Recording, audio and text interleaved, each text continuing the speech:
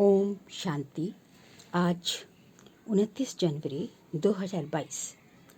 परमात्मा शिव कहते हैं कि आत्मा को निरोगी बनाने के लिए रूहानी स्टडी करो और कराओ। 63 जन्मों से आत्मा के ऊपर जो विकारों की जंग यानी चढ़ी हुई है, अर्थात आत्मा जो रोगी बनी हुई है, उसे ज्ञान और योग के माध्यम से निरोगी बनाना है।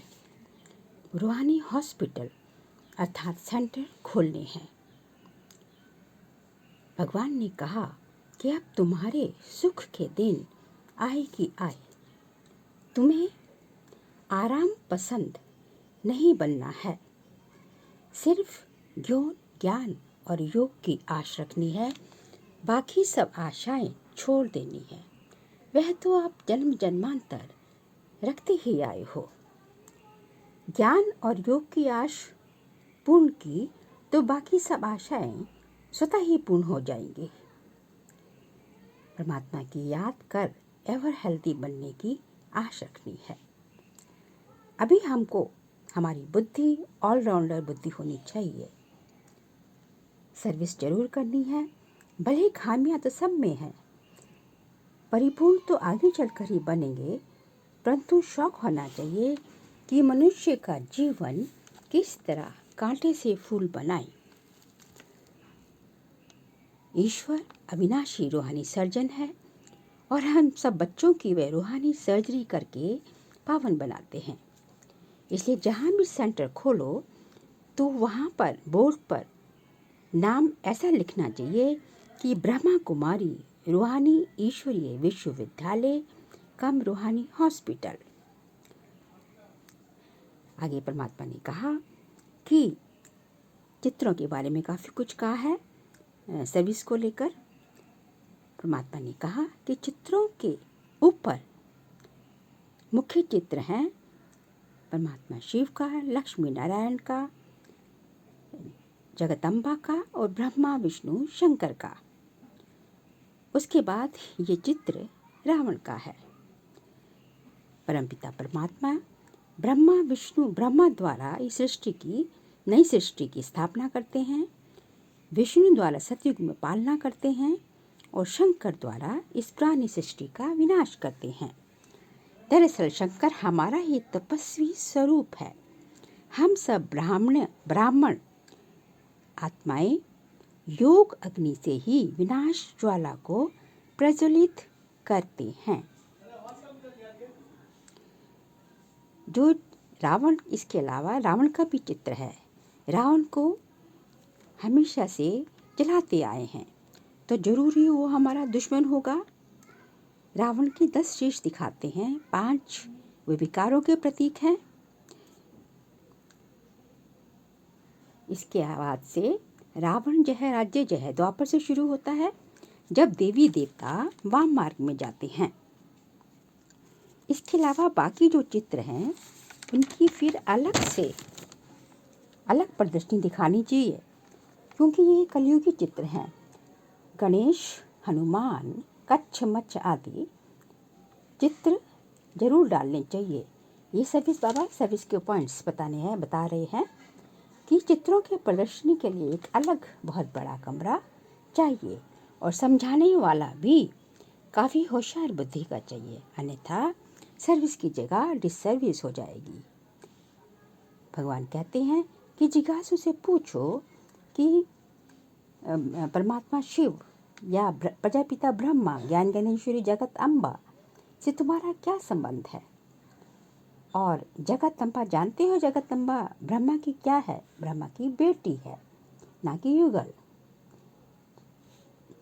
ज़्यादातर लोग जगत अम्बा को ब्रह्मा की युगल मानते हैं, पर जगत अम्बा ब्रह्मा की बेटी है।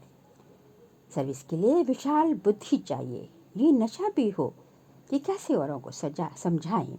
इसके लिए आत्म अभिमानी स्थिति चाहिए। आगे बाबा ने कहा कि यदि आप सर्विस के लिए कुछ धन भी लगाते हैं तो आपका धन में वृद्धि होती जाएगी, क्योंकि कहा जाता है कि धन दिए धन न घुटे। आधा कल्प रावण राज्य, फिर आधा कल्प राम राज्य होता है।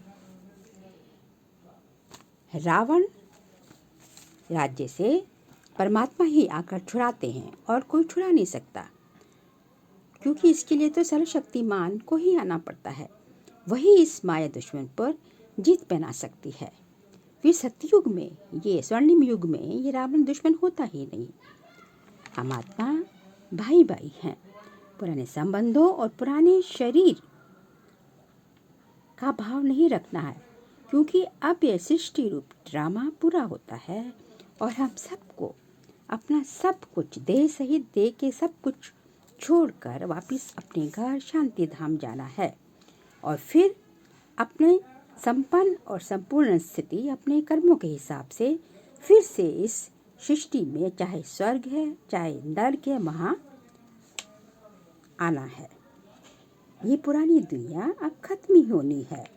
अपन इसको आज कब्रिस्तान का है, इसलिए इससे दिल नहीं लगाना चाहिए, वैराग्य आता जाना चाहिए। और दिल तो वहीं लगाना चाहिए जहाँ कि हमें जाना है, यानी कि नई दुनिया के स्वर्ग के नज़ारे, स्वर्णिम नज़ारे, वो जो है आपकी आंखों के सामने जो है घूमते रहने चाहिए कि हम वहाँ कैसे होंगे, क्या करेंगे, कैसे बनेंगे। अब कहते हैं कि सदा कंस्ट्रक्शन का काम करना है, अर्थात सर्विस करनी है। डिस्ट्रक्शन अर्थात डिसर्विस करी तो बहुत सजाएं भोगनी पड़ेंगी। विचार सागर मंथन करना है कि हम कहाँ से आए हैं, हमें कौन मिला है, हम कहाँ जा रहे हैं। जैसे जैसे विचार सागर मंथन करेंगे आपको नशा, निश्चय और अंदरूनी खुशी होती जाएगी। आज का वरदान है, शक्तिशाली याद द्वारा परिवर्तन, खुशी और हल्केपन की अनुभूति करने वाले स्मृति समर्थी स्वरूप भव। शक्तिशाली याद एक समय पर डबल अनुभव कराती है। एक तरफ याद अग्निपन आपके पुराने स्वभाव, संस्कार, आदतें, आपके विकार सब भस्म करने का काम करती है, परिवर्तन करने का काम करती है। इस योग अग्नि से आप जितनी भी आपकी 5 जो मुख्य विकार हैं उनके स्वरूप में परिवर्तन कर सकते हैं। जैसे जो काम विकार है उसको जो है शुभ भावना, शुभकामना में, क्योंकि काम क्या है, एक एनर्जी है। और जो है देह, जैसे जैसे आपका देह विमान छूटता जाता है उस पर आप जीत पाते हैं, काम पे जीत पाते हैं, तो वही एनर्जी जो वेस्ट हो रही थी वो आपके शुभ भावना, शुभकामना में लग जाती है।